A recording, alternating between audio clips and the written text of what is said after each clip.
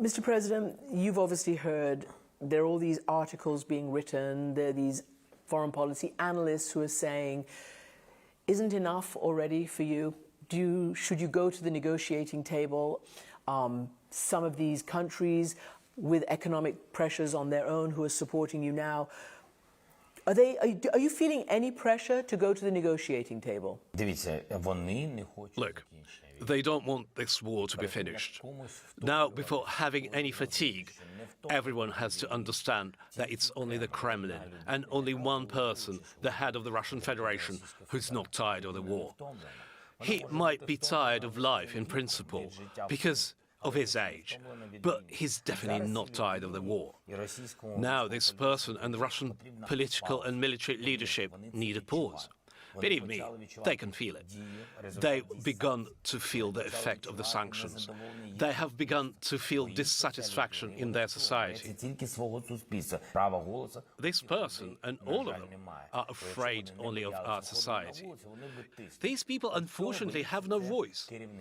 Because if they weren't afraid of going to the streets, they would exert pressure. And this is what the Russian leadership is afraid of. And then, for our part, we say, please, respect our principles of the UN Charter. Please, respect our territorial integrity. Please, respect our people, our rights, our freedom, our land, and our choice. That's it. So this word, fatigue, is a big word. You can't get fatigued. So it's too early for all of us to get fatigued. But when Russia truly wants peace, we will definitely feel it and see that. But, you can't wish for peace with words alone. Words are not enough. Stop the war, withdraw from the territory, stop killing people, start reimbursing the damages inflicted on our country. Criminals must be prosecuted, so words are not enough. Do you still stand by what you said a few months ago, that you would not negotiate with Vladimir Putin? His proposal has no substance as regards ending the war. Other than ultimatums, I've not heard anything from the current president of the Russian Federation. Starting from the 24th of February, there have been only ultimatums: denazification, denationalization. Every issue they raise starts with a D. They always want to deprive us of something violently on our own land.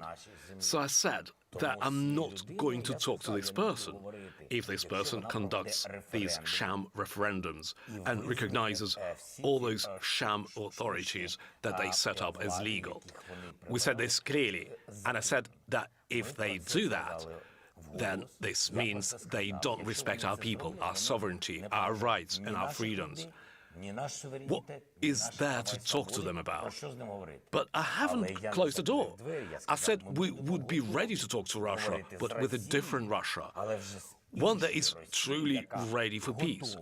One that is ready to recognize that they are occupiers, ready to reimburse our people. That's not about money. They need to return everything: land, rights, freedom, money, and most importantly, justice. To parents who lost their children. Money is not enough. It's not a priority. Bring back justice. And so far, I haven't heard statements like that from the Russian Federation, either from Putin or from anyone else. The issue of NATO is very, charged one. I am assuming you're putting NATO to the future, but are you trying to get, and are you confident that you will get, security guarantees? Ukraine needs security guarantees. The world needs security guarantees for Ukraine because stability depends on it. And this relates to the fatigue you mentioned. After our victory, after peace, we don't want to come back to the same situation. And it might happen. As I told you, the current military and political leadership of Russia needs a pause, in one form or another, just like with the Minsk agreement. or some other agreements, they needed a pause. They would gather up their strength, money, weapons. They would get ready. They would lay out the information for their own society. And when all of that has been prepared, they start the offensive. Because there is only one goal: to destroy our independence. There's no other goal in place. That's why we need security guarantees. Absolutely, we want it. And we believe we have already demonstrated our forces' capability to the world by the level of training, by the resilience of our defense system. I believe that we're at the same level as NATO member countries, at least. And I think it would be fair if we were in the same security circle and same security alliance. Because there are no wars among NATO countries inside NATO. So for us, this is the most secure construct. But if that path is longer than we would want it to be, unfortunately, through some personal attitudes of the leaders of some countries. Again, I'd like to stress the leaders, not societies, because all the societies definitely support us. If that path is longer than we can afford, then while on this path, we would need security guarantees to be able to reach NATO membership, because everyone keeps saying that the doors to NATO are open, but you need to reach these doors.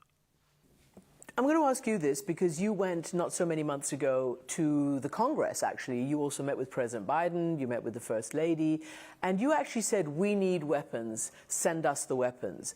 Do you feel that you have the weapons now to actually win? Do you feel that NATO is here to help you win, or just to stop you losing?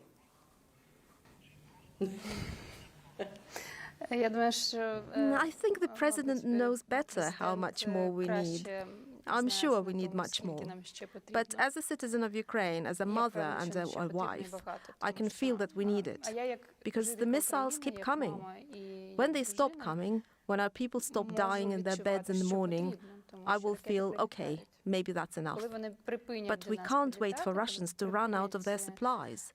It would be wonderful for them to run out, but I guess that's fantasy.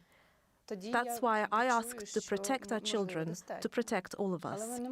It's hard to live under this burden every day, when you don't know what will happen tomorrow, when missiles hit the crossroads while people are driving to work and get killed on the way. The other part of that missile hit a children's playground in Shevchenko Park. I literally walked there with my children when they were young. I'm really happy that it was 8 a.m. and there were no children yet. And I'm happy that my children are older and we weren't there. But this brings it closer and closer. So the question of weapons is a question of our survival, the survival of us and our children. Mr. President, after all your powerful calls to the world for help, weaponry most especially, training, all that kind of intelligence help that you've needed, are they finally delivering what you need to win? And do you feel that you're getting enough to win or just not to lose? I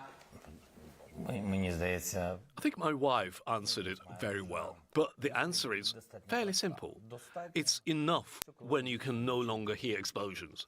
It's enough when the air defense system ensure no missiles hit the ground or buildings.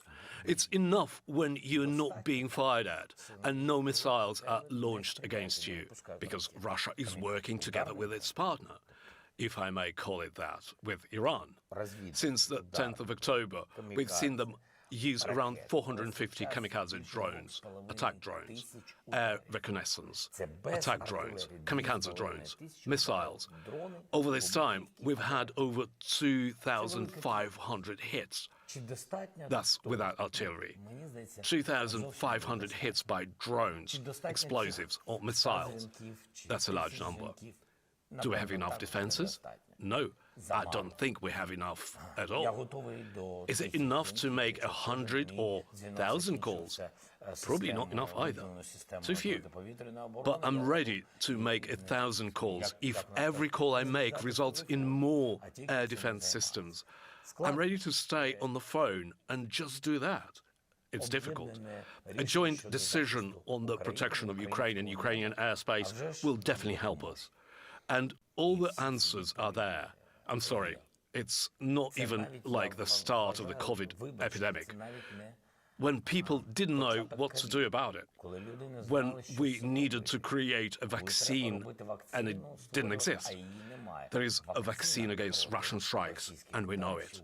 There's a vaccine against Russia, and we know exactly which countries have it and in what amounts. And I would say, frankly, there are even countries that have a surplus amount, from my point of view. So I guess, in answer to your question, there is not enough willingness, I would say.